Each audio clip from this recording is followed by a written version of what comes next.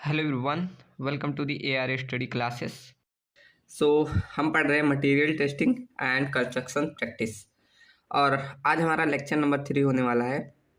हमने पहले लेक्चर में फर्स्ट चैप्टर अपना क्लियर कर लिया था एंड सेकंड लेक्चर में हमने स्टोन चैप्टर स्टार्ट किया था और लगभग 50% हमने स्टोन कवर कर लिया। आज हम स्टोन चैप्टर को पूरा कंप्लीट करेंगे। तो हमने कल छोड़ा था प्रोसेस ऑफ स्टोन पे, हमने ये चैप्टर छोड़ा था। तो चलिए वहाँ से स्टार्ट करते हैं process of stone. Process means कैसे हम स्टोन को प्राप्त करते हैं वो सभी देखेंगे। तो उसके कई सारे मेथड हैं, आज वही सब हम पढ़ेंगे। तो चलिए, कल हमने यहीं से छोड़ा था प्रोसेस ऑफ स्टोन, मतलब हम स्टोन को कैसे प्राप्त करते हैं वो सभी हम प्रोसेस देखेंगे। तो यहाँ पहला पॉइंट लिखा है क्वेरिंग ऑफ स्टोन। क्वेरिंग का मतलब ही होता है हम नेचर से जो रॉक को प्राप्त करते हैं वही हमारा क्वेरिंग कहलाता है। देखिए लिखा है process of taking out stone from natural rock is called quarrying. मतलब जो प्राकृतिक रॉक होती है उनसे हम स्टोन को बाहर निकालना ही हमारा क्वेरिंग कहलाता है। ठीक, और कह रहा है टूल्स जो इसमें यूज होता है वो हमारा जंपर यूज होता है। जंपर एक टूल होता है जो कि हमारा माइनिंग करने में हेल्प करता है। तो क्वेरिंग करने के लिए हमारा एक जंपर टूल का यूज किया जाता है। आगे एक वर्ड लिखा है क्वेरिंग सैप। सैप मतलब होता है जो हम क्वेरिंग कर रहे हैं, जो भी पत्थर हम बाहर निकाल रहे हैं उसमें जो मॉइस्चर प्रेजेंट होता है वही हमारा क्वेरिंग सैप कहलाता है। जो भी उसमें मॉइस्चर रहता है वही हमारा क्वेरिंग सैप कहलाता है। देखिए इसमें वही लिखा है कि after quarrying of stone moisture content present in the rock is called quarrying SAP. जो भी मॉइस्चर उसमें प्रेजेंट होता है वही हमारा क्वेरिंग सैप कहलाता है। अगला लिखा है मेथड ऑफ क्वेरिंग, मतलब कौन कौन से मेथड्स होते हैं क्वेरिंग करने के। तो इसके 3-4 मेथड होते हैं, जैसे कि हो गया excavating method, blasting method, heating method, ऐसे वेज एक्शन मेथड। ऐसे 4 मेथड हैं, अभी हम पढ़ेंगे। ठीक, यहाँ पहले 1-2 पॉइंट लिखे हैं वो सब देख लेते हैं। पहला लिख रहा है rock suitable for manufacture of stone material. मतलब रॉक्स होते वो सुविधाजनक होते हैं स्टोन मटेरियल्स को बनाने के लिए, और इसे हम मिनरल्स बोलते हैं and called useful minerals and the operations involve of obtaining minerals. और जो इनको ऑब्टेन करने के लिए जो भी ऑपरेशंस किए जाते हैं उसे माइनिंग बोलते हैं। माइनिंग मीन्स खनन। ठीक, in the process of minings whites formed are called excavation. मतलब जो वाइट्स उसमें फॉर्म हो जाते हैं उसे हम एक्सक्वेशन बोलते हैं। And mine deposit are called quarries. और जो वहाँ डिपोजिट होता है उसे हम क्वेरीज बोलते हैं। देखिए क्वेरीज लिखा है, मतलब जो वहाँ इकट्ठा करते हैं हम पत्थरों को ऐसे माइनिंग करके, वही हमारा क्वेरीज कहलाता है। आगे लिखा है the purpose of quarrying is to obtain stone for various engineering purpose. हम बहुत सारे इंजीनियरिंग पर्पज के लिए हम पत्थरों को बाहर निकालते हैं। जैसे हमें रोड बनाना हुआ वहाँ पत्थर लग रहे हैं, रेलवे ट्रैक बिछाना हुआ तो वहाँ लग रहे हैं, अगर हमें बड़ी बड़ी बिल्डिंग बनानी हुई जैसे हमारा देखो ताजमहल बना हुआ है, लाल किला बना हुआ है, ये सब पत्थरों से बना। तो बहुत सारे इंजीनियरिंग पर्पज के लिए हम माइनिंग करते हैं। यहाँ लिखा द वेरियस मेथड। चलिए मेथड देखते हैं अब डायरेक्ट। आगे ऐसे यही सब लिखा है depending upon quarrying of excavating, wedging, heating, blasting, यही सब मेथड लिखे हैं। डायरेक्ट यहाँ आते हैं, क्या लिखा है मेथड ऑफ क्वेरिंग। तो इसमें बहुत सारे मेथड है जैसे excavating method, blasting method, wedging method, heating method. तो एक एक करके हम सबको पढ़ते हैं। सबको हम स्टार्ट करते हैं एक एक के। पहले हम स्टार्ट करेंगे फर्स्ट एक्सकेवेटिंग मेथड। अब देखिए एक्सकेवेटिंग मेथड क्या होता है, सिंपल हम लूज जो हमारी छोटी मोटे पत्थर है अगर जमीन के अंदर धंसे हुए हैं तो उनको सिंपल हम बाय एक्सकेवेटिंग मेथड से निकाल सकते हैं। ठीक, तो चलो देखते हैं क्या लिखा है इसमें। Excavating method, stone buried, buried मतलब होता है दफन होना, इन अर्थ मतलब जो हमारे स्टोन्स दफन होते हैं पृथ्वी पे या अंडर लूज ओवरबर्डन, मतलब एक लूज ओवरबर्डन सॉइल में, are excavated with pick axe, मतलब वही जिसे गांव में कुदाल बोला जाता है, कुदाल, कुदाल। ठीक, क्रोबार्स, सीजल, सीजल मीन्स छेनी, हैमर या हथौड़ी की सहायता से ऐसे बहुत सारे हथियार द्वारा हम एक्सकेवेट करके निकाल सकते हैं। तो ये हमारा सिंपल एक्सकेवेटिंग मेथड होता है। अगला हम देखते हैं वेजिंग मेथड। चलिए अब वेजिंग मेथड पहले मैं समझा दूं फिर आगे हम थ्योरी देखेंगे। जैसे मान लो आपका ये कि ये पहाड़ है, ऐसे पहाड़ मैंने ये बना दिया। अब हम क्या करते हैं, इस पहाड़ में 10 से 15 सेंटीमीटर का ऐसे होल बनाते हैं, ऐसे होल बनाते हैं जहाँ तक हमें पत्थर को काटना है। मान लो हमें यहीं तक काटना है और इनके ये हमने 10 से 15 सेंटीमीटर गहराई का मतलब बना दिया एक होल। अब क्या करेंगे, और देखिए इनके बीच में जो ये डिस्टेंस है ये भी हम 10-10 सेंटीमीटर रखेंगे, ऐसे 10-10 सेंटीमीटर इनके बीच गैप रखा जाता है। अब इस जो हमने यहाँ होल बनाया इसके अंदर हम क्या करेंगे, या तो स्टील के पिंस का प्रयोग करेंगे, या तो हम अगर सॉफ्ट है, अगर ये पत्थर हमारा सॉफ्ट है तो वहाँ पर वुड लकड़ियों का प्रयोग किया जाता है। उसके बाद इस पे हम क्या करेंगे, हैमर्स द्वारा स्ट्रक करेंगे, मतलब प्रहार करा जाता है, जिससे यहाँ पर ऐसे क्रैक्स आ जाएंगे और उसको हम बाहर ये निकल जाता है। उसके बाद जब क्रैक्स आ जाएंगे तो इजीली हम उसको एक्सकेवेट कर लेते हैं। ठीक, चलो यही सारी इसमें लिखी हुई पॉइंट्स देखते हैं एक एक करके। क्या लिखा है, this method of quarrying is suitable for costly and soft stratified rock. मतलब ये कॉस्टली होता है और ये सॉफ्ट और स्ट्रेटिफाइड मतलब परतों जो परतदार रॉक होती है उनके लिए सुटेबल होता है। जैसे एग्जांपल में दिया है sandstone, limestone, laterite, marble and slate, इन सभी के लिए ये सुटेबल होता है। अब देखिए कह रहा है वही कि 10 से 15 सेंटीमीटर हम डीप होल बनाते हैं और उसके मतलब 10 से 15 सेंटीमीटर, ये कह रहे हैं 10 सेंटीमीटर हमें स्पेसिंग रखते हैं, are made vertically in the rock. उस रॉक में हम वर्टिकली इतना होल बनाते हैं और उनके बीच में इतना स्पेसिंग रखा जाता है। उसके बाद आगे क्या बोल रहा है कि स्टील की पिंस वेज शेप की या प्लग्स कोनिकल आर, यही सब मतलब उसमें इंसर्ट कर दिया जाता है, या तो स्टील की पिन या तो वेज प्लग्स का कोनिकल जो रहे, ऐसे मतलब कोनिकल शेप आपने ऐसे देखा होगा गांव में ऐसे कुछ रहता है, छैनी बोला जाता है गांव में, ऐसे कुछ ऐसे रहता है ऐसे, तो यही बोला है वही छेनी का प्रयोग किया जा रहा है, उसको हम उस होल में जो बनाया वही इंसर्ट कर दे रहे हैं। उसके बाद लेटरल अरेंजमेंट करते हैं उसका, मतलब अच्छे से पूरा लेटरल वर्टिकल करेंगे। उसके बाद उस पर हैमर्स द्वारा वही प्रहार किया जाता है, जिससे क्या होगा। उसके बाद आगे क्या लिखा, द रॉक स्लैब स्प्लिट, मतलब वही टूट जाएगी, दो स्प्लिट हो जाएगी। उसके बाद इन केस ऑफ सॉफ्ट, अगर वही हमारा सॉफ्ट रॉक है तो हमने कहा था कि हम वुड पैक्स का, मतलब जो हमने होल बनाया इस होल में हम क्या करेंगे, लकड़ी के पैक्स का प्रयोग करेंगे। Are hammered in the hole and water is poured over them. और इसमें जो लकड़ी डालें, इसमें मान लीजिए हमने एक लकड़ी का टुकड़ा ऐसे भर दिया पूरा, अब इसमें हम वाटर को डालते हैं। वाटर क्यों, वाटर को डालेंगे तो ये स्वेलिंग करेगा, मतलब जो लकड़ी है ये थोड़ा फूलेगी, और जब फूलेगी तो ये अपने चारों तरफ यहाँ यहाँ ऐसे चारों तरफ प्रेशर अप्लाई करेगी, ऐसे यहाँ भी बनाए तो ये चारों तरफ प्रेशर अप्लाई करेगी, जिससे ये क्रैक्स होंगे, क्रैक्स आ जाएंगे। ये देखिए लिखा है द, जो हमने लकड़ी इसमें डाला तो पैक्स विल स्वेल, जो हमने लकड़ी का वो पैक्स डाला वो स्वेल करेगी एंड एक्सर्ट प्रेशर, और प्रेशर एक्सर्ट करेगी जिससे उसमें क्रैक्स आ जाएंगे along the line of hole, उस होल के अलोंग हमारा क्रैक्स उत्पन्न हो जाएगा। आगे क्या बोल रहा है, उसके बाद कह रहा है then the wedges are placed on the plane of cleavage, the joint of two layers on the exposed face of rock and are hammered। मतलब वही कह रहा है जो उसमें ऐसे क्लीवेज बन गया जो टू लेयर के बीच में, उसके बाद उसमें हैमर से हम स्ट्रक करते हैं, हैमर्ड करते हैं। उसके बाद the slab is completely detach, मतलब वहां से कम्प्लीटली डिटैच हो जाता है and taken out with the help of crowbars, उसकी क्रोबार्स या रोलर्स की हेल्प से उसे बाहर निकाल लेते हैं। In this method wastage is minimum, ये जो हमारा वेज मैथड है इसमें वेस्टेज जो होता है हमारा बहुत कम होता है।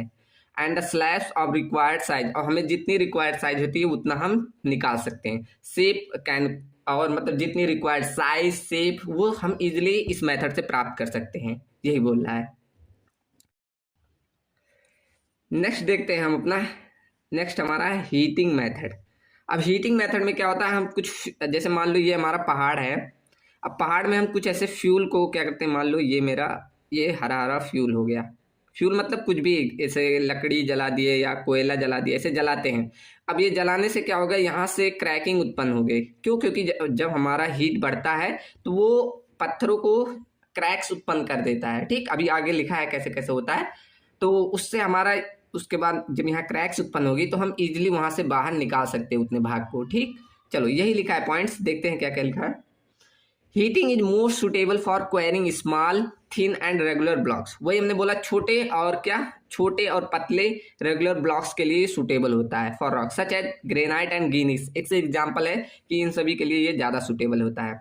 अब क्या करते हैं, ए हीप ऑफ फ्यूल, हीप मतलब ढेर, एक फ्यूल का ढेर लेते हैं, स्पाइल्ड एंड फायर्ड, उसमें रखेंगे और उसको जला देंगे। Surface on the rock in small area, एक छोटे से एरिया में करते हैं ये। उसके बाद क्या कह रहा है, the two conjugative layer of the rock separate, दो कॉन्जुगेटिव लेयर मतलब कह रहा है जैसे ये है, यहाँ हमने फ्यूल जलाया, अब यहाँ से दो कॉन्जुगेटिव लेयर ये सेपरेट हो जाएगी बिकॉज ऑफ अनइवन एक्सपेंशन, उसमें अनइवन एक्सपेंशन, एक्सपेंशन मतलब फैलाव के कारण, अब इन दो लेयर में, इसीलिए वो वहां से सेपरेट होने लगती है। आगे कह रहा है the loose rock portion are broken into pieces, जो उसमें दोनों में से जो लूज रहेगी वो टूट जाएगी अपने डिजायर्ड साइज में, and are removed with the help of pickaxe and crowbars, उसको पिक एक्सेस की तरफ से या तो क्रोबार्स की सहायता से हम इजिली बाहर निकाल लेते हैं। आगे कह रहा है stone blocks so obtain are very suitable for coarse rubble masonry, मतलब कह रहा है जो हीटिंग से ये हम प्राप्त कर रहे हैं वो कोर्स, आगे हम पढ़ेंगे ये मैसनरी का प्रकार, ऐसे course rubble masonry, ashlar rouble masonry, बहुत से प्रकार क्या होता है, तो वही एक प्रकार है कि कोर्स रूबल मैसनरी के लिए ये बहुत सुटेबल होता है। ठीक, अब आगे क्या बोल रहा है कि सम टाइम, कभी कभी क्या कह रहा है intermediate layer are to be separate, मतलब उसमें इंटरमीडिएट लेयर्स जो होती है वो भी जैसे फ्रॉम टॉप एंड बॉटम से वो भी टूट जाती है। इन सच अ केस, उस केस में इंटरमीडिएट जो लेयर होती है उसे हीट इलेक्ट्रिसिटी द्वारा एक्सपैंड सेपरेट, मतलब वही कह रहा है कभी कभी क्या होता है, जैसे मैंने ये टुकड़ा लिया, अब इसमें मुझे इतना यूज करना था इतना बड़ा, अब इसमें क्या हुआ बीच में से ऐसे थोड़ा सा टूट गया, अब उसे हम अलग से ये वाला भाग को हम क्या करेंगे अलग से हीट इलेक्ट्रिसिटी प्रोवाइड करके इसको काट देंगे, मतलब जैसे इतना हमें चाहिए था, अब क्या हुआ बीच में से थोड़ा थोड़ा ऐसे यहाँ से भी टूट गया, यहाँ से भी ऐसे टूट गया, तो हम क्या करेंगे बाय हीट इलेक्ट्रिसिटी द्वारा इसको भी तोड़ के यूज कर लेंगे, दो भागों में बांट देंगे। ठीक, तो ये हमारा छोटा सा यूज हो जाएगा कहीं ना कहीं, तो वही कह रहा है। अब देखते हैं हमारा ब्लास्टिंग मेथड। ब्लास्टिंग, अब देखिए ब्लास्टिंग मेथड आप सभी ने देखा होगा मूवीज में, कुछ ऐसे शेप का जरूर देखा होगा, विलन्स जो होते हैं ऐसे पहाड़ों पे जो होता है ऐसे दबाते हैं तो काफी काफी बड़ा बम ब्लास्ट होता है जिससे का पत्थर टूटते हैं, आपने देखा होगा मूवीज में काफी ये यूज होता है, तो वही मेथड है इसमें ब्लास्टिंग मेथड, सेम वही प्रोसेस यूज होता है।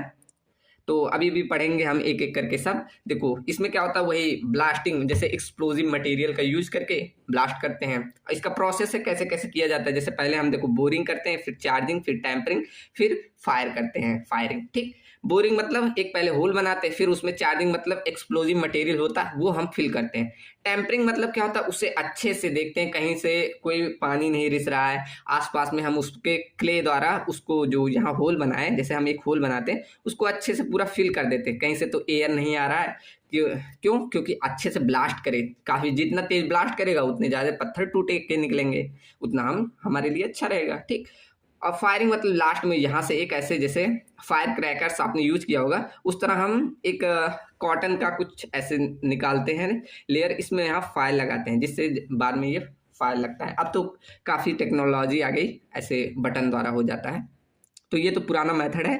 अभी देखते हैं एक एक करके क्या लिखा है। Explosive such as blasting powder, nitro cotton, मतलब ये एक्सप्लोजिव मटेरियल बता रहा है, ब्लास्टिंग पाउडर या नाइट्रो कॉटन या डायनामाइट कॉर्डाइट आर यूज्ड, मतलब ये सभी एक्सप्लोजिव मटेरियल का यूज किया जाता है।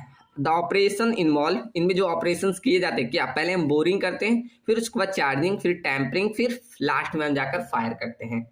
देखते हैं बोरिंग क्या होता है। बोरिंग मतलब उसमें एक होल का वही बनाना, अब यही हमारा बोरिंग आ जाता है। चलो तो देखते हैं बोरिंग में क्या क्या लिखा है। कह रहा है होल्स आर ड्रिल्ड, मतलब होल्स को हम बनाते हैं, और बोर्ड, ड्रिल मतलब ड्रिल करना, आपने सुना होगा ड्रिल वर्क काफी मशीनों से किया जाता है। Bored in the rock to be dislodged, मतलब कि वहां से रॉक को डिसलोड करते हैं या तो ड्रिल कर देते हैं। फॉर वर्टिकल अगर होल हमें बनाना है तो उसके लिए हम जंपर का, हमने शुरू में देखा क्वेरिंग करने के लिए हम क्या जंपर का यूज किया जाता है, तो वही कह रहा अगर हमें वर्टिकल होल बनाना है तो वहां जंपर का यूज किया जाता है। वेयर एज फॉर इंक्लाइंड या हॉरिजेंटल अगर हमें होल्स बनाने हैं तो वहां पर हमें बोरिंग बार्स एक होता है उसे यूज करा जाता है। तो ये ठीक समझ में आया क्या, अगर हमें वर्टिकल होल बनाना है तो वहां हमें जंपर का प्रयोग करना चाहिए, अगर वहीं हमें हॉरिजेंटल या इंक्लाइंड बनाना है होल्स तो हम बोरिंग बार्स का प्रयोग करेंगे। आगे बोल रहा है, अब वही प्रोसेस बता रहा है कि एक पर्सन जो होता है वो जंपर को पकड़े रहता है एंड अदर पर्सन स्ट्राइक करता है उस जंपर से, लगातार स्ट्राइक करेगा, अप एंड डाउन करके स्ट्राइक करेगा, और ऊपर से पानी भी डाला जाता है। पानी क्यों डाला जाता है? आपने अगर गांव में कभी देखा हो घर बनते हुए ऐसे सरिया काटते हैं जब वो मशीन से, तो यहाँ ऐसे ऊपर से पानी डालते रहते हैं, जिससे क्या आसानी होती है, जल्दी होता है। ठीक, तो उसमें पानी ऊपर से वही water is poured in the hole and regulating during the operation of soften the rock, जिससे पत्थर थोड़ा नरम होता जाता है एंड फैसिलिटेट ड्रिलिंग, और एक सुविधाजनक बनाता है ड्रिलिंग प्रोसेस को। और इस प्रोसेस में क्या मडी पेस्ट जनरेट हो जाता है और इसे हम क्या करते हैं, स्क्रैपिंग द्वारा हटा देते हैं, बाहर निकाल लेते हैं।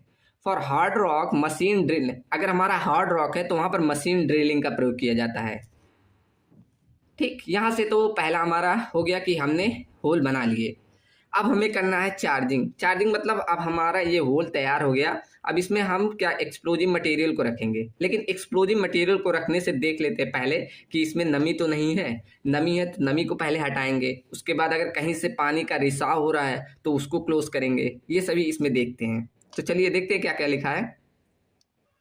अगर मैं फास्ट टूस्ट चल रहा हूँ तो जरूर बताइएगा। मुझे लग रहा है मैं काफ़ी जल्दी जल्दी पढ़ाते चला जा रहा हूँ। अगर कहीं भी प्रॉब्लम होगा तो जरूर बताइएगा, मैं अगले लेक्चर से स्लो करूँगा। ठीक, चलो तो देखते हैं चार्जिंग में। चार्जिंग में मैंने बताया क्या क्या करना है। देखो पहला पॉइंट कह रहा है the holes are drilled completely, हमने कंप्लीटली होल्स को बना लिया and the regulate amount of charge is placed in the, और जितना हमें अमाउंट का मतलब हमें वो एक्सप्लोजिव मटेरियल चाहिए वो उसमें प्लेस करते हैं। For drilling the hole, rag is tied in the scraper and is moved the hole from the where is absorb the moisture. अब वही कह रहा है कि जहां पर भी हमारा मॉइस्चर है उसे हम रैग की सहायता से पूरी अच्छे से वहां से मॉइस्चर को हटाते हैं। और आगे कह रहा है in case it found that water is, ये दिखाई वाटर इज ओजिंग, ओजिंग मतलब रिसाव, अगर किसी केस में कहीं से वाटर का रिसाव हो रहा है उस होल में तो उसे वाटर टाइट कर देते हैं, मतलब वहां से रिसाव को बंद कर देते हैं इनसाइड द होल। अगर रिसाव होगा तो वो ब्लास्ट नहीं करेगा। ठीक, तो वो भी हम ध्यान देते हैं कि कहीं से पानी का ओजिंग मतलब रिसाव ना हो। ठीक, चलो आगे देखते हैं टैंपरिंग। अब देखो टैंपरिंग क्या होता है। जैसे हमने होल्स को बना लिया, अब होल में चेक कर लिया पूरा, हमने एक्सप्लोजिव मटेरियल भर दिया और हमने चेक कर लिया कि कहीं आसपास मॉइस्चर जहां था हमने उसको बंद कर दिया। अब हम टैंपरिंग मतलब क्या होता है, इसे अच्छे से ऐसे क्लोज करना और यहाँ से एक नीडल लगा के और बाहर एक कॉटन की ये जो रस्सी होती है उससे हम कनेक्ट कर देते हैं। उसके बाद लास्ट हमारा यहाँ टैंपरिंग खत्म होता है। ठीक, तो यही सब इसमें लिखा है, देखते हैं। After placing the charge, charge का कहने का मतलब वही एक्सप्लोजिव मटेरियल प्लेस करने के बाद उस होल में अ ग्रीस्ड प्राइमरिंग नीडल, वही मतलब कह रहा है कि यहाँ पर जब हमने ये चार्जिंग फिल कर दिया एक ग्रीस लगी हुई needle projecting a little outside, ऐसे बाहर की तरफ। आपने फायर क्रैकर्स देखा होगा ना, ऐसे फायर क्रैकर्स आपने जरूर गाँव में जलाए होंगे। गाँव में क्या सब कोई दिवाली में जलाता है, तो ऐसे कुछ बाहर ऐसे निकली हुई नीडल दिखाई देती है। तो वही कह रहा है एक प्रोजेक्टिंग नीडल थोड़ा सा बाहर निकलते हुए outside the hole is placed, उसमें प्लेस करते हुए which is then filled up with damp clay, उसको अच्छे से क्या डैम्प क्ले या स्टोन डस्ट की सहायता से पूरा ऊपर बंद कर देते हैं। Tempered sufficiently with a breast, मतलब अच्छे से पूरा टैंपिंग रॉड के सहायता से पूरा अच्छे से बंद कर दिया जाता है, यही कह रहा है। उसके बाद आगे क्या बोल रहा है, the primary needle should be kept on the rotating while tempering is going, मतलब अच्छे से उसमें रोटेट करके पूरा अंदर तक जाना चाहिए। This is done so that needle remain loose in the hole, एक अच्छा मतलब क्या बोल रहा है, मतलब यहाँ देखो कह रहा है कि जो यहाँ रोटेट करते हैं टेम्परिंग करने के बाद कि आपस में नीडल रिमेन ढीली रहे, जिससे मतलब ढीली क्या रहे, ऐसा ना रहे पूरा टाइट रहे वहाँ तक आग पहुँचे ही ना, तो एक स्पेस मतलब ऐसे रोटेट कर देते हैं और टेम्पर करने के बाद, जिससे हमारा वहाँ जब हम फाइल लगाते हैं तो नीचे तक पूरा पहुँचे, यही कह रहा। The primary needle is taken out and 60 to 70% created by withdrawal of the needle feed with the gun powder. आगे क्या बोल रहा है, गन पाउडर मतलब यह कह रहा है कि 60 से 70% जो भाग है उसका, वो उस जो गन पाउडर है जो मतलब एक्सप्लोजिव मटेरियल है वो वहाँ तक टच हो, मतलब ये जो हमारा नीडल वहाँ पर लगा है वो 60 से 70% हमारा उस एक्सप्लोजिव मटेरियल के साथ टच हो। उसके बाद आगे क्या कह रहा है, बैकफुट फ्यूज आ स्मॉल रोप, मतलब एक उसके आगे नीडल से एक रोप को अटैच करते जो कॉटन की हो विथ अ टार, मतलब उसमें टार लगा हो, is placed with touching the needle, वो हमारे उस नीडल को टच करते हुए बनाए। जैसे कि हमने फायर क्रैकर्स को देखा है, ऐसे अंदर की तरफ रहता है, ऐसे छोटा सा प्रोजेक्ट होता है, तो वही इसमें एक नीडल का काम कर रहा है। नीडल को एक कॉटन की सहायता से अटैच करते हैं और ये कॉटन काफी ऐसे लंबा, काफी दूर तक रहता है। यहाँ आदमी अपना सुरक्षा ऐसा इतना दूर रहता है कि यहाँ पर आग लगाने के बाद सुफिशियंट टाइम रहे, यहाँ तक आग पहुँचने तक वो आदमी अपने प्लेस तक पहुंच जाए। ऐसा ना हो कि वो लगाए तुरंत, आग लगाए तुरंत ब्लास्ट हो जाए, जिससे जान माल की खतरा होता है। ठीक, इसीलिए काफी ये कॉटन का एक रोप कनेक्ट किया जाता है जिससे वो आदमी सुरक्षित रहे। आगे कह रहा है the other end is the fuse स्केप सुफिशियंटली लेंथ, वही हमने जो बताया कि एक अच्छी लेंथ रहे जिससे वो आदमी बच सके। ठीक, तो वही सब लिखा है। और वो हमारा कह रहा है the blasting powder and coordinate ignites a fuse whereas a gunpowder and dynamite, वही सब लिखा है कि अच्छे से हमारा गन पाउडर कॉटन में लगा होना चाहिए जिससे फायर लगते हुए जाए। ठीक, वही सेम आपने जो फायर क्रैकर्स देखे वही सब कॉन्सेप्ट चल रहा है। अब लास्ट हमारा वही होता है फायर को लगाना। यहाँ वो सब दिख गया है, एक नोट पॉइंट है वो भी देख लेते हैं। क्या लिख रहा है, ये आगे है एक्सप्लोजिव मटेरियल के लिए। यहाँ कुछ लिखे हुआ है कि dipper use for cleaning of hole, मतलब डीपर का प्रयोग किया जाता है, वो हमने देखा होल को साफ करने के लिए यहाँ डीपर का प्रयोग किया जाता है। स्क्रैपर स्पून का यूज किया जाता है आल्सो क्लीनिंग द होल, हमने वहाँ देखा था स्क्रैपर का यूज किया था, हमने पीछे जब पढ़ा तो वहाँ स्क्रैपर का यूज करके हम होल को साफ कर रहे थे। वही कह रहा है स्क्रैपर का यूज किया जाता है किसके लिए, cleaning of hole. And jumping rod is use for filling of hole, मतलब जंपिंग रॉड का प्रयोग किया जाता है फिलिंग ऑफ होल के लिए। Fuse wire is use for connecting the hole to explosive material, वही जो हम कॉटन का रोप बोले हैं वही फ्यूज वायर का प्रयोग किया जाता है for connecting the hole to explosive material. Material use as explosive, देखो यहाँ इन सारी मटेरियल्स का यूज किया जाता है। जैसे गन कॉटन, अब इनके देखिए जैसे गन कॉटन का नाइट्रोसेल्यूलोस, इसका मतलब केमिकल फार्मूला है नाइट्रोसेल्यूलोस।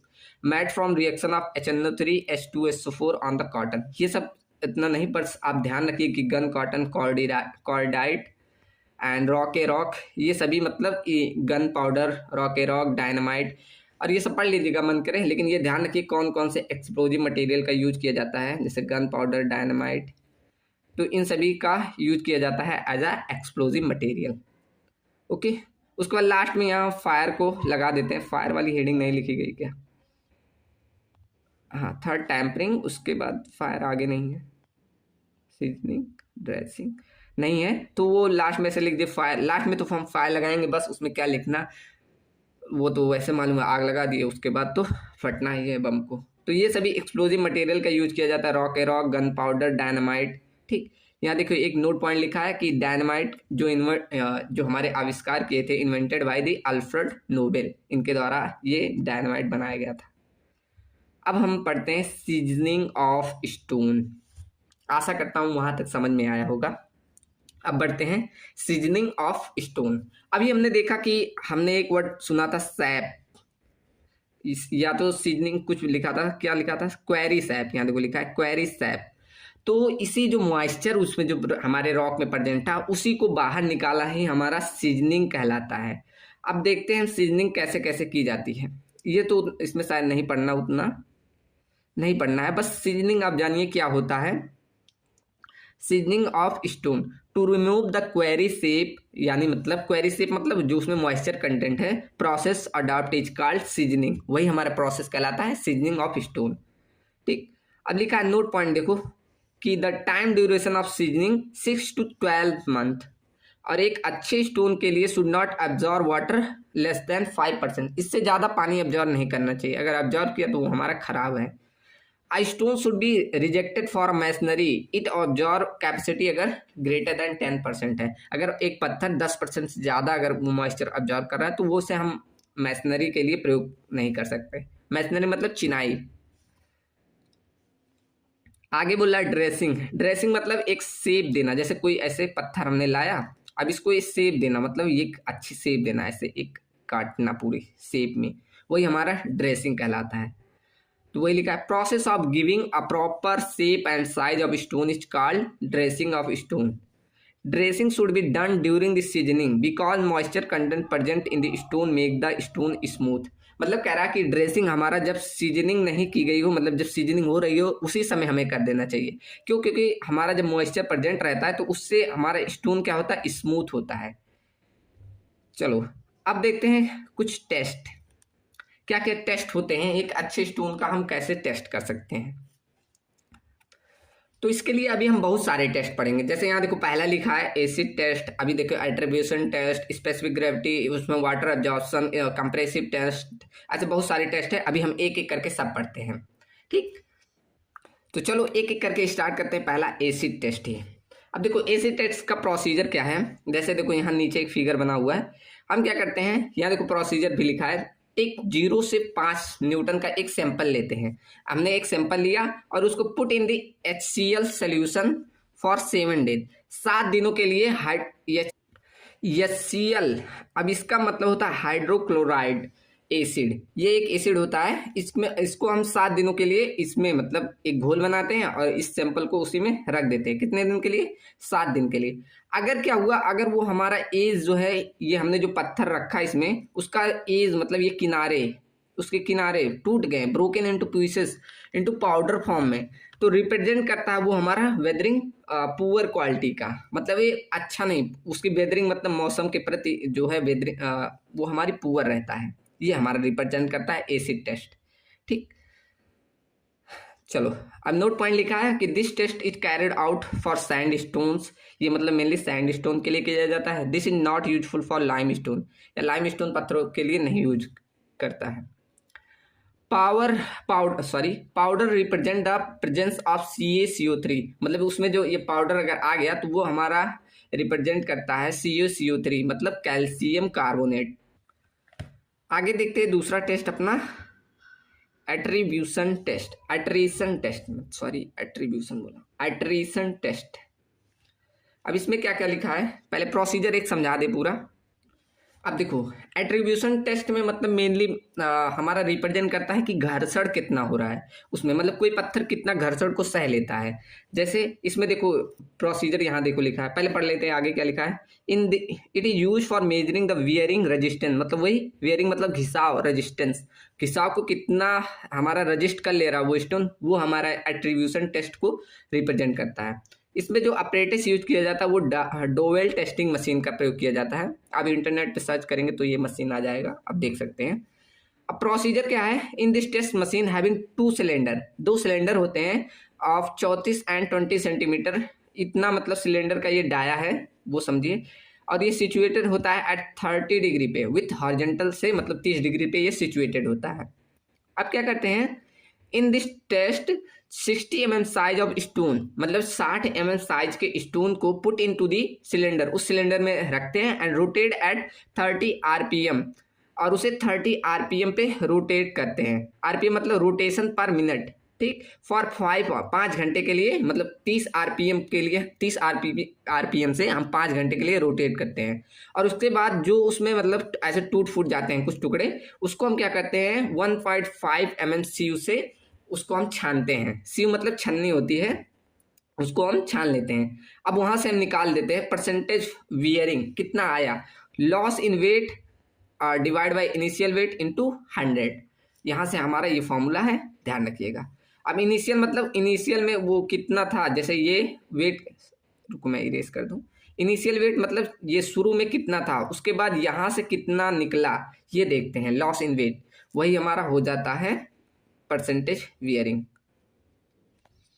अब आगे बोल रहा है for a good building materials wear should not be greater than 3%, एक अच्छे गुड बिल्डिंग स्टोन के लिए हमें 3% से ज़्यादा उसमें घिसाव नहीं होना चाहिए। ओके, अगला टेस्ट पढ़ते हैं। अगला हमारा है हार्डनेस टेस्ट। अब हार्डनेस टेस्ट में क्या करेंगे, हमारा देखेंगे कितना पत्थर हार्ड है, कितना वो हार्ड पत्थर है ये देखते हैं। देखो क्या लिखा, it is done for resistance again abrasion, मतलब अब्रेशन का मतलब ही होता है घर्षण, कितना उसमें घर्षण हो सकता है। एक सेकेंड, चलो तो ये हो गया कि कितना वो अगेंस्ट घर्षण के विरुद्ध कार्य करे, वो हमारा हार्डनेस दिखाता है। इसमें जो अपरेटस यूज किया जाता है वो डॉरी टेस्टिंग मशीन का प्रयोग किया जाता है। अब देखो कोफिशिएंट ऑफ हार्डनेस का फॉर्मूला होता है 20 minus initial loss in weight divide by 3। ये फॉर्मूला बहुत इंपॉर्टेंट है, ये सभी आप देखिए कंटेंट ऐसा दिया जा रहा है, अगर ऐसे एग्जाम में अगर लिखेंगे तो बहुत बहुत अट्रैक्टिव रहेगा। देखिए एकदम मेन पॉइंट लिखे हैं, जैसे जो अपरेटस यूज किया जाता है Dorry testing machine, coefficient of hardness equal to होता है, ये फॉर्मूला लिखा है कि हार्डनेस हम कैसे निकालते हैं, 20 minus loss in weight divide by 3। अब उतना हमें प्रोसीजर नहीं देखना कि कैसे कैसे प्रोसेस किया जाता है। अब इसके काफ़ी सारे रिजल्ट हैं, जैसे इस फॉर्मूले से हमने देखा, उससे रिजल्ट काफ़ी निकलते हैं। जैसे अगर हमारा हार्डनेस कोफिशिएंट लेस देन 14 है तो हमारा सॉफ्ट स्टोन होता है। अगर वो हमारा 14 से 17 के बीच आया तो हमारा मीडियम स्टोन होता है। अगर वही ग्रेटर देन 17 आया तो हमारा हार्ड स्टोन यूज होता है। इसका हम मेनली यूज करते हैं अगर हार्ड स्टोन का तो रोड कंस्ट्रक्शन के लिए, सॉफ्ट स्टोन का यूज होता है, not use for road construction. अब देखो हार्डनेस ऑफ स्टोन, ये वही सब है, मतलब थ्योरी लिखा है, अभी मो स्केल पे मेजर किया जाता है, हार्डनेस क्या होता है ये सब डिफाइन किया, तो ये छोड़ते हैं। वही देखो लिखा है कि स्क्रैचिंग ऑफ नेल, मतलब हार्डनेस कैसे, अब अगर ईट, अभी हम जब ब्रिक्स पढ़ेंगे तो उसमें बोलेगा कि हम अगर ये नेल से स्क्रैच कर, चलो पढ़ लेते हैं इसको, छोड़ते नहीं है। कह रहा है हार्डनेस ऑफ स्टोन क्या होता है, अब वो समझा रहा है। Hardness is a surface property और phenomena which represent the power of minerals against scratching, मतलब स्क्रैचिंग के विरुद्ध जो भी उसका प्रॉपर्टी है वही हमारा हार्डनेस रिप्रेजेंट करता है। हार्डनेस ऑफ स्टोन डिपेंड करता है on structural formation and hardness of mineral, मतलब हार्डनेस डिपेंड करता है उसके स्ट्रक्चरल फॉर्मेशन से और उसके मिनरल्स, किस प्रकार के मिनरल्स प्रेजेंट है वो उस पर डिपेंड करता है। आगे कह रहा है कि हार्डनेस हम मो स्केल पे मेजर कर सकते हैं, और बोला in the field hardness of stone is obtain from scratching with nail और नाइफ, मतलब एक नेल से भी और नाइफ से भी हम हार्डनेस को बता सकते हैं। अब अगर कह रहा है स्क्रैचिंग विथ नेल, अगर हम नेल की सहायता से स्क्रैच कर सकते हैं तो हार्डनेस हमारा 2 होता है, अगर स्क्रैचिंग हमारा नाइफ से हो जा रहा है तो हार्डनेस हमारा 7 होता है। चलो यहाँ देखिए बहुत सारे दिए हैं, जैसे टाल्क, स्टोन, जिप्सम, मार्बल को, इसका मतलब सबका हार्डनेस दिया है और कैसे कैसे हार्ड कर, देखो easy scratch with thumbnail, easy scratch, ये पढ़ लीजिएगा ठीक। ये एग्जाम के लिए आपके AKTU के लिए नहीं है, लेकिन कंपटीशन एग्जाम के लिए ये इंपॉर्टेंट है, AKTU के लिए ये नहीं है ठीक। तो अगर कंपटीशन में आप यूज करते हैं तो ये काफ़ी प्रयोग आएगा आपका। अगला देखते हैं टेस्ट, टफनेस टेस्ट। टफनेस मतलब कितना हमारा स्टोन टफ है। देखो क्या लिखा है, this test is carried out to determine the impact load that stone, मतलब इम्पैक्ट मतलब सडनली कोई लोड लगा रहे हैं वो कितना रजिस्ट कर जा रहा है विदाउट फेलियर, वही हमारा टफनेस दिखाता है। Cast iron anvil machine is used, मतलब इसका टेस्ट करने के लिए जो अपरेटस यूज किया जाता है वो हमारा कास्ट आयरन का एनविल मशीन प्रयोग किया जाता है। आगे रिजल्ट दिए गए हैं, जैसे कि लेस देन अगर 13 है टफनेस तो हमारा स्मूथ या सॉफ्ट स्टोन है, 13 से 19 है तो हमारा मॉडरेट टफ स्टोन है, अगर ग्रेटर देन 19 है तो वो हमारा वेरी टफ स्टोन है। अगला टेस्ट है water absorption test. This test is अब वाटर एब्जॉर्प्शन का आपने देखो एक पत्थर लिया, उसका पहले वेट कर लिया, उसके बाद उसको पानी में डुबो दिए, अब पानी में डुबोए कुछ कितने, वो भी टाइम डिसाइड होता है 24 आवर के लिए, देखिए 24 आवर के लिए इसको पानी में रखे। अब इसका मेजर मान लो W1 था, इसका W2 आया, मतलब कुछ तो बढ़ जाएगा, कुछ पानी इसने ग्रहण कर लिया। अब हमारा अगर आपने सॉइल में पढ़ा होगा water content equal to weight of water divide by weight of solid, soil अगर आपने पढ़ा होगा, अभी तो सॉइल शायद नहीं अगले सेमेस्टर में, तो रुकिए अब ऐसे बता सकते हैं कि उसमें वाटर हमें देखना कितना है, तो यही फॉर्मूला होता है कि W मतलब पहले यहाँ वाटर कंटेंट निकालेंगे, W2 क्या, जो उसमें पानी आ गया, अब पानी भर गया तो वो हमारा W2 मतलब कुछ तो वेट ज़्यादा आ गया, उसके बाद एक्चुअल वेट कितना था वो उसमें से माइनस कर देंगे और डिवाइड कर देंगे उस एक्चुअल वेट को, तो वहाँ से हमारा वाटर एब्जॉर्प्शन निकल जाएगा। This test is perform on the basis of IS codal 1124/1974, इस कोडल प्रोविजन के आधार पर यह टेस्ट किया जाता है और इसका ये फॉर्मूला है W2 माइनस W1, W2 मतलब पानी में भिगोने के बाद एंड W1 मतलब इनिशियल वेट और ये भी W1 मतलब इनिशियल वेट, इस तरह निकलता है। चलो यहाँ देखिए आगे लिखा है W1 equal to initial weight of stone, W2 लिखा है आफ्टर इमर्ज ऑफ 24 आवर, मतलब 24 घंटे के बाद उसमें को भिगोने के बाद उसका वेट कितना आया। अगला लिखा है for a good building stone water absorption capacity should not greater than 5%। मतलब एक अच्छे अगर हमें बिल्डिंग स्टोन चाहिए तो उस 5% से ज़्यादा हमारा पानी नहीं एब्जॉर्ब करना चाहिए। नोट लिखा है देखो, if any stone absorb more than 10%, अगर कोई पत्थर हमारा 10% से ज़्यादा पानी एब्जॉर्ब कर रहा है उसके ड्राई वेट से, विल रिजेक्टेड फॉर मैसनरी, उसको मैसनरी के लिए रिजेक्ट कर देते हैं, चिनाई के लिए रिजेक्ट कर देते हैं। ये हमने पहले ही पढ़ लिया था, इसलिए इसको देखो हमने काट दिया। हमने पढ़ा है ऊपर कि कितना कौन सा पानी एब्जॉर्ब करना चाहिए, वो हमने ऊपर पढ़ा है कौन सा पत्थर कितना पानी एब्जॉर्ब करे। आगे हमारा है स्पेसिफिक ग्रेविटी टेस्ट। अब देखो स्पेसिफिक ग्रेविटी मेनली 2.5 से 3 के अंतर्गत होना चाहिए। नोट, स्पेसिफिक ग्रेविटी दो प्रकार की होती है, true specific gravity, approximated specific gravity. इतना नहीं ध्यान रखने की जरूरत है, बस इतना ध्यान रखिए कि हमारा स्पेसिफिक ग्रेविटी कितना होता है, 2.5 से, एक अच्छे गुड बिल्डिंग स्टोन के लिए 2.5 से 3 के बीच में होना चाहिए। चलो ये भी देख लेते हैं क्या लिखा है। According to 114/1974 we generally use to determine approximate specific gravity. मतलब कह रहा है इस कोडल प्रोविजन के आधार पे हम मेनली अप्रॉक्सीमेट स्पेसिफिक ग्रेविटी का प्रयोग किया जाता है। Generally most of stone have the specific gravity range 2.3 to 3, मतलब इतना रेंज जनरली हम यूज करते हैं।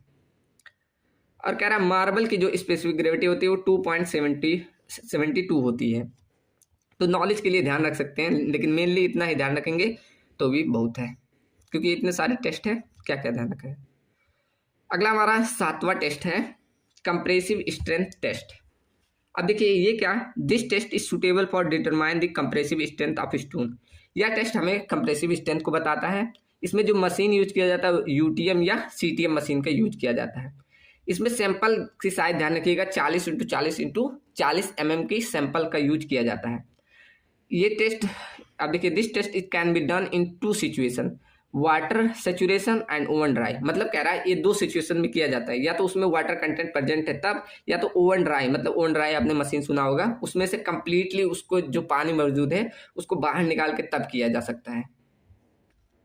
आगे इसके रिजल्ट्स दिए हैं, जैसे for a good building stone crushing strength greater than 100 MPa या 1000 किलोग्राम पर सेंटीमीटर स्क्वायर होना चाहिए। जनरली 60 से 200 MPa होता है। हमने वहाँ जब क्या पढ़े थे, कैरेक्टरिस्टिक, मतलब एक कैरेक्टर उसके देख रहे थे कौन कौन सा होना चाहिए, तो 60 से 200 MPa के बीच में होना चाहिए।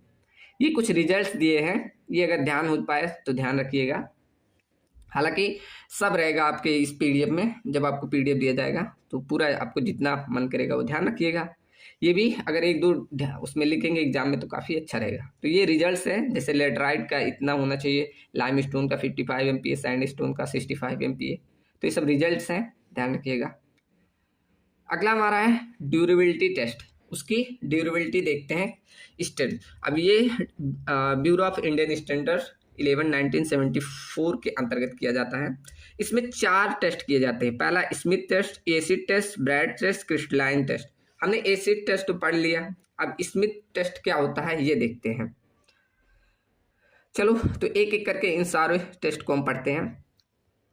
पहला देखो लिखा है स्मिथ टेस्ट। अब इसमें क्या बोला, this test is done for soluble material in the sample of stone. मतलब उसमें घुलनशील कितने मैटर्स हैं उस स्टोन में वो देखते हैं इस स्मिथ टेस्ट द्वारा। After dipping the stone into the water, if water remains clear sometimes then stone clear of soluble material. मतलब कह रहा है कि अगर हम एक स्टोन को पानी के अंदर डुबोए, उसमें कोई भी प्रकार का मतलब गंदगी ना निकले तो हमारा अच्छा है, क्लियर ऑफ सॉल्युबल मटेरियल से है। लेकिन अगर उसमें गंदगी आ गई तो वो हमारा मतलब कुछ तो कुछ उसमें प्रेजेंट है, सॉल्युबल मटेरियल कुछ तो प्रेजेंट है। एसिड टेस्ट तो हमने देखा, पहला ही HCl का प्रयोग करते थे, अगर उसके एज ब्रोक हो जाते तो हमारा अच्छा नहीं होता था, हमने देखा। पहला ही टेस्ट हमने एसिड टेस्ट पढ़ लिया था। अगला हमारा Brard's test. This test useful for repulsion of power of stone. अब ये सब मत ध्यान रखिए। क्रिस्टलाइन टेस्ट, बस इतना बहुत है। परसेंटेज चेंज सैंपल, चलो ये सब काम का नहीं है। अब आगे देखते हैं, ये रिजल्ट्स हैं इसके काफ़ी। For a good building stone crystalline इतना मतलब लेस देन 12% होना चाहिए। अब कुछ नोट्स लिखे हैं वो देख लेते हैं। Notes point, for filling of crack of stone, अगर स्टोन में क्रैक्स आए हैं तो उसके लिए क्या करेंगे, प्लास्टिक बिटुमेन का यूज करेंगे उस क्रैक को फिल करने के लिए। Chemical precipitation sedimentary rock, gypsum होता है हमारा। फॉर डैप रिजर्वायर, ये सब एमसीक्यू का क्वेश्चन है, ये सब छोड़िए, ये आपके काम का नहीं है। ये सब वही सब लिखा है, मतलब एक एक पॉइंट में लिखा है, जैसे spelling hammer is use for rough dressing of stone, ये सब मन करे पढ़ लीजिएगा, ये आपके AKT एग्जाम में नहीं आएगा। चलिए, ये सब मतलब पॉइंटर के फॉर्म में है। अब ये लिखा है कि minerals present in the rock, एक रॉक में कौन कौन से मिनरल प्रेजेंट हो, जैसे इग्निशियस रॉक में, ये सब भी आपके AKT में नहीं आते हैं। मेनली ऐसे ध्यान रख लीजिए, जिनको नॉलेज के लिए पढ़ना वो पढ़ सकते हैं। जैसे इग्निशियस रॉक में एगोटाइट, क्लोराइड, ओलोवाइट, सर्पेंटाइन, ये सभी मिनरल्स पाए जाते हैं, ऐसे सब के दिए हैं। तो ये सब अपने नॉलेज के लिए आप ध्यान रख सकते हैं। वैसे तो आपका चैप्टर में बहुत सारा छोटा था, ये टेस्ट वेस्ट भी नहीं दिया था, मैंने सब पढ़ा दिए। तो ये सब आप पढ़ सकते हैं अपने नॉलेज के लिए। यहाँ देखिए लिखा है आर्टिफिशियल स्टोन, ये सब आपका टॉपिक में नहीं है, लेकिन अगर आप पढ़ना चाहें नॉलेज के लिए तो पढ़ सकते हैं। तो यहाँ से अगर आपका AKT के सिलेबस के अकॉर्डिंग आपका पूरा कवर होता है। अगर कोई भी टॉपिक छूट रहा होगा तो ज़रूर बताइएगा। अब हम नेक्स्ट चैप्टर स्टार्ट करते हैं अपना, कौन सा, brick, chapter number 3 brick start करेंगे। तो चलिए मिलते हैं कल के लेक्चर में अपने ब्रिक चैप्टर के साथ। आज के लिए इतना ही, और वीडियो कैसी लगी ज़रूर बताइएगा। Thank you so much.